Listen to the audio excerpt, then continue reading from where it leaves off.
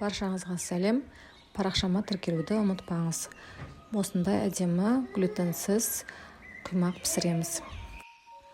Ол үшін 2 жұмыртқаға шым-шым тұз қосып, жақсылап миксермен көпіртіп аламыз.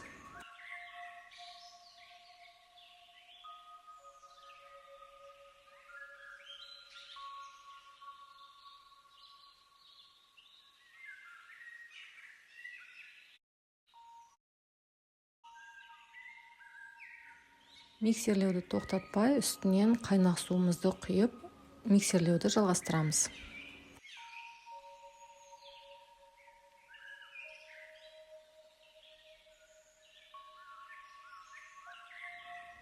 Енді күріш ұнын, жүгері крахмалын және соданы салып, жақсылап араластырып аламыз.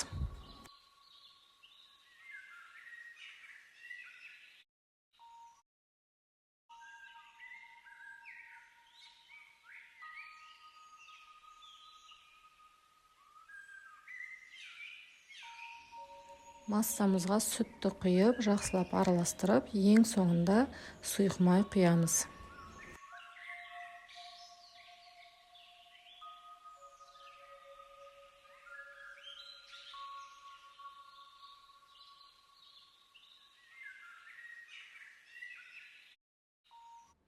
Осымен біздің массамыз дайын.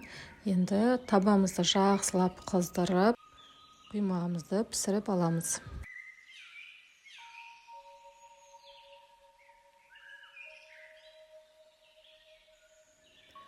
Осымен біздің глютенсіз, қантсыз, құймақтарымыз дайын. Ас болсын.